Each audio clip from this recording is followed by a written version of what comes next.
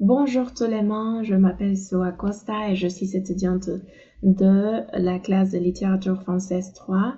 Et aujourd'hui, je suis heureuse de vous présenter mon œuvre, Le Femme savante de Molière. Et j'espère que vous profitez de cette œuvre parce que c'est une œuvre tellement intéressante. Merci d'avance. On commence avec la présentation du contenu dans cette occasion et on a la présentation de l'auteur et son influence sur cette œuvre, aussi la présentation de l'œuvre Les Femmes savantes de Molière, l'histoire de quoi s'agit-elle et aussi sa thématique, ses personnages principaux et aussi secondaires et on a des éléments pertinents de l'œuvre.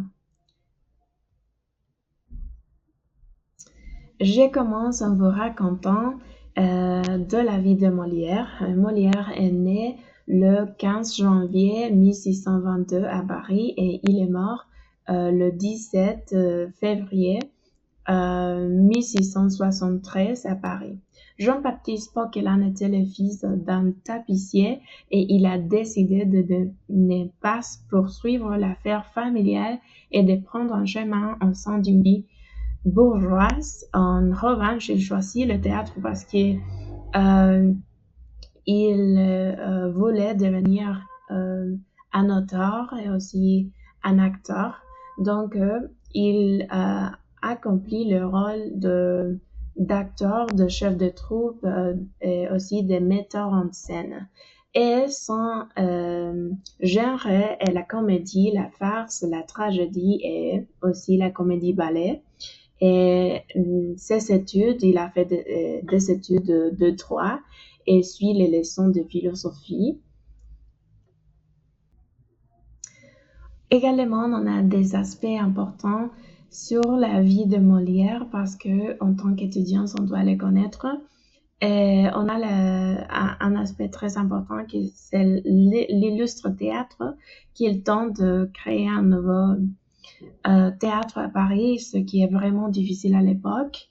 Et Molière commence aussi à écrire pour la compagnie des farces, puis des comédiens comme L'étourdi, aussi le Depuis amoureux. Et en 1658, la troupe débute devant la cour et le bon accueil fait à ses premiers comédiens et lui permet d'obtenir de partager la salle du Palais Royal avec les comédiens italiens. Et ses créations étaient sous la protection du roi Louis XIV et il devient le fournisseur des fêtes de la cour en 1664. Entre ses pièces les plus importantes, on a Tartuffe et Don Juan, aussi les bourgeois gentilshommes qu'on doit connaître, et les fourberies de Scapin, et on a un peu de la comédie qui montre de la satire comme les femmes savantes qu'on va nous concentrer dans cette œuvre aussi, écrite en 1672. Molière a une influence essentielle dans cette œuvre. On a la satire de l'intellectualisme exagéré. Molière se moque de l'affectation intellectuelle des personnages, en particulier de femmes de titre qui tentent de paraître savantes, mais en réalité, ils sont souvent dupes de fausses éruditions et ils critiquent ainsi l'obsession de l'apparence érudite de la véritable intelligence. On a aussi la partie des critiques des conventions sociales et comme dans beaucoup de ses œuvres, Molière critique les conventions sociales, en particulier les attentes imposées aux femmes de son époque. Il souligne les absurdités et les contradictions des normes sociales, remettant en question les rôles traditionnels imposés aux femmes. On a la partie de l'humour et la farce parce que Molière utilise l'humour et la farce pour rendre ses critiques plus accessibles au public. Les situations comiques et les personnages excentriques permettent à Molière de présenter ses idées de manière divertissante et tout en soulignant le travers de la société.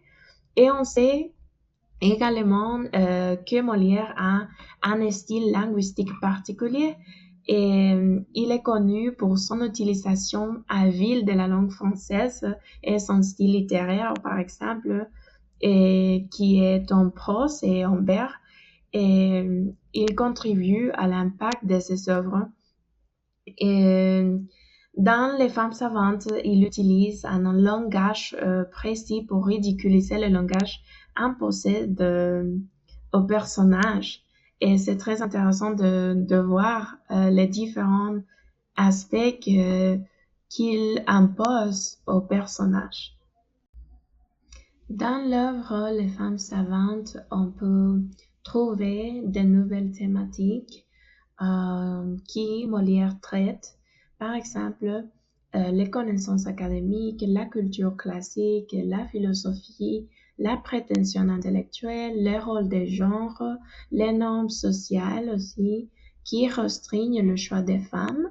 Et c'est une œuvre qui utilise la comédie pour critiquer les excès de l'intellectualisme, comme j'avais dit auparavant, et de l'éducation des femmes à son époque, aussi les conventions sociales restrictives en offrant une perspective humoristique sur ces questions. Donc, Molière essaie de trouver un point d'équilibre entre la comédie et aussi l'intellectualisme. Maintenant, je vais vous présenter les personnages principaux de l'œuvre Les femmes savantes. On commence avec Chrysale, qui est le père, un bon bourgeois. Aussi, la mère de fille, Philamante. Henriette, la cadette de la famille, qui est une fille très belle, aussi, qui est honnête. On a Clitandre, l'amant d'Henriette, et qui veut se marier avec elle.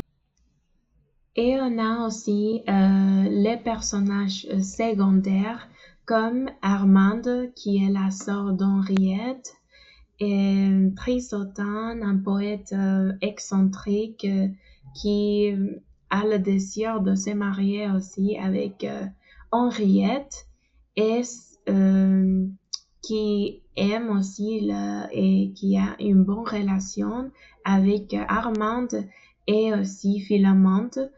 On a Vadius qui est un savant assez excentrique. Et on a Martine, servante de cuisine. On a le notaire qui se trouve à la fin de l'œuvre aussi du 5e acte.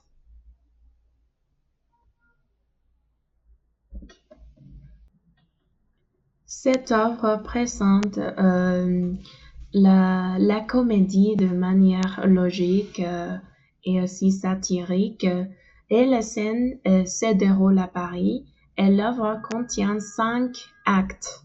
Et je vais vous présenter comme un petit résumé et des explications de chaque acte.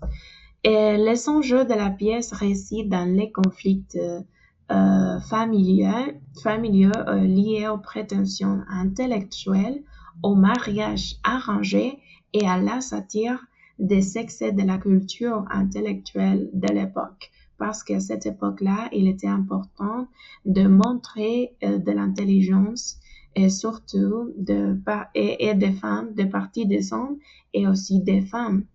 Et comme l'acquisition d'un nouveau rôle, par exemple, le rôle des femmes. Dans le premier acte, Armand reproche à Henriette de se marier avec Clitandre, un homme simple, modeste, qui fait des efforts pour convaincre Armand de son amour pour Henriette. Dans le deuxième acte de Femmes savantes, l'oncle de fille Ariste essaye de convaincre Chrysale d'accepter le jeune homme, c'est-à-dire Clitandre, mais il faut que Philamante soit d'accord, car elle veut marier sa fille avec Trisotin, un poète égocentrique, excentrique, qui est de sa volonté. Elle est autoritaire et elle annonce le mariage entre Trisotin et Henriette.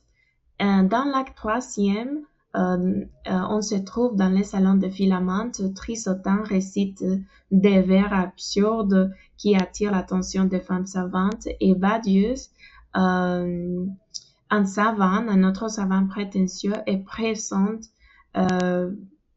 pour dire et communiquer quelques vers aussi et quelques explications aux femmes. Dans le quatrième acte, la querelle autour du choix du mari pour Henriette s'intensifie. Clitandre et Trisotin s'opposent ouvertement et les absurdités de la prétention intellectuelle sont mises en lumière, notamment à travers le discours ridicule de Trisotin, qui est divertissante. Aussi, on peut constater que la famille est profondément divisée sur la question du mariage. Finalement, dans le cinquième acte, la pièce se résout avec le rejet de Trisotin par Henriette et l'acceptation de Clitandre par la famille. Molière critique l'excès de la prétention intellectuelle et souligne l'importance de la simplicité et aussi de la sincérité. La pièce se termine par la réconciliation. La réconciliation de la famille autour du mariage d'Henriette avec Clitandre et mettant ainsi fin aux conflits familiaux. Bien, comme mes commentaires finaux de cette œuvre, j'ai l'ai apprécié beaucoup parce que Molière utilise l'humour et aussi le comique de caractère et la satire pour critiquer les travers de la société de son temps. Je trouve que c'est important de connaître des aspects sociaux aussi, politiques, académiques, qui étaient en train d'émerger à cet homme-là, en particulier les attitudes excessivement pédantes et aussi précieuses qui se montrent autour de l'œuvre. Et je trouve que Clitandre représente aussi la simplicité et la vérité, et son personnage sert de contrepoids et aux prétentions intellectuelles exagérées de certains membres de la famille comme Philamante et aussi Armande. Et Clitandre incarne un amour authentique et contraste avec l'artificialité de prétendants plus académiques, comme on a constaté de Trisotin, et sa présence dans la pièce contribue à souligner la satire de Molière concernant l'excès du pédantisme intellectuel et met en lumière la valeur de la simplicité et de la sincérité par rapport à l'affectation intellectuelle. Je crois que c'est important de reconnaître que l'œuvre montre des sentiments sincères et aussi